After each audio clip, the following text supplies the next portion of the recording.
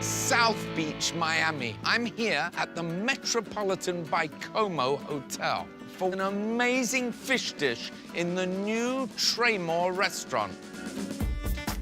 Chef Jonathan Lane, the big cheese. We're having something I'm not really familiar with. Well, the hogfish is from South Florida, but it's a sustainable fish. It can only be shot by a spear gun. We're going to spear the fish right down there in the middle. This allows the air to flow and the skin to stay nice and crispy and caramelized. Canola olive oil blend. It gives us the flavor of the olive oil, but it has the heat point where we can get this fish nice and crispy. In case you don't know, this is a West Kansas accent. That's right. I'm from the great state of Kansas, from the farm country. Kansas, to me, is all about beef, not fish. We got a few lakes there. Very few. Very few. We're going to season both sides here with sea salt. This is espelette. It's used in South American, Central American cooking, but it gives a little bit of a spice to it. 4 minutes per side. We have a little bit of garlic right here, because I want to get my garlic nice and brown. Then we're going to move on to some capers. Why is it called hogfish? The shape of the head. I don't know any hogs that look like And right now is where we want the butter. We want to add a nice amount. Yes, definitely a lot. Nice and nutty. So we're going to put the kale on there. We like to go from the raw state to the griddle so we get the nutritional value from it. I'm going to put just a little bit of salt. Smells delightful. The fish is at 380. Can I try this? Please do. Thank you.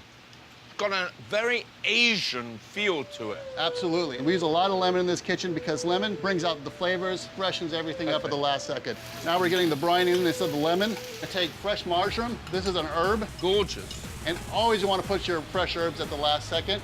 And then once again, a little more fresh lemon. I can't wait to try it. Absolutely. What are we starting with? Well, today we're starting with this Heirloom Tomato Salad. Everything here is local with some cucumbers, some stracciatella cheese, some sourdough, great olive oil, and a little vincata. All about the garden in this dish. Thank you, chef. With me, Hadley Henriette, editor of Haute Living, a very, very prestigious magazine. We have access to CEOs of the biggest companies in the world, the biggest tastemakers, entertainers, all the most expensive and most beautiful things. Try this great appetizer, really tasty. Excellent cheese, good oil, a little bit of vinegar in it. I think the tomatoes are perfect. And you don't get very often the golden tomatoes either. It's a nice touch.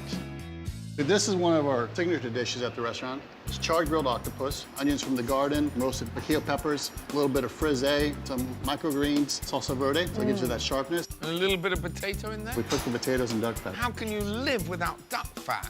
You can't.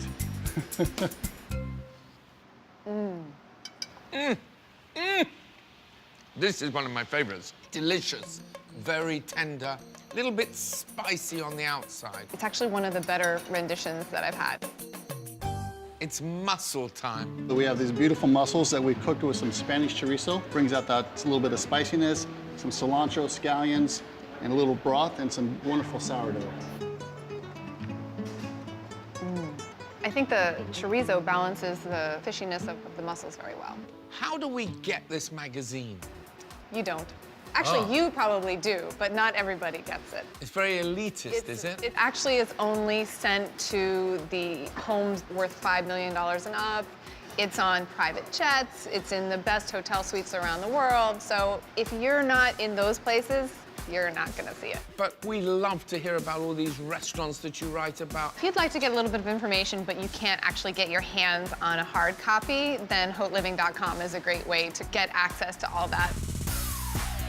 I know all about this dish because I had the privilege of being with Chef Jonathan. This is the hog snapper, whole roasted, with fresh kale. And some butter. A little bit of butter. A little bit, okay. Well, enjoy. I have been looking forward to this. So have I. Hogfish is one of my favorite Florida fish. Really?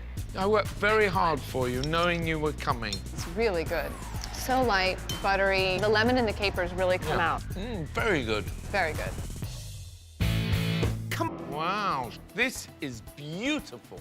Thank you very much. You have the sesame, cream the blackberry, and the sorbet de guava. For this special dessert made completely from scratch, we start with the guava sorbet. Boil, water, sugar and glucose and mix with the guava puree and freeze. For the sesame cookies, melt butter, sugar and orange juice. Mix in flour and sesame seed, cool for 2 hours, then bake at 347 degrees for 10 minutes. For the blackberry mascarpone, combine heavy cream, mascarpone cheese, sugar and blackberry puree mixed together. Top with fresh berries and the guava sorbet. Delicious. I'm very excited about this. Oh, this is very delicate. Outstanding. Very good. I love the sesame. Which of the dishes did you think was cooked with the most love and flavor? Well, I think you're going to want me to say the hog fish, but I think my favorite actually might have been the mussels with the chorizo, because I really like that smoky flavor. That's not possible. Smoke and paprika always wins. I am emotionally broken by this. Hadley Henriette, thank you ever so much for being my guest. Thank you for having me. All that fish has made me very thirsty. I just found out that the Traymore restaurant has the first and only gin bar right here on South Beach. I asked the barman for their main cocktail, and what he gave me was a 1939.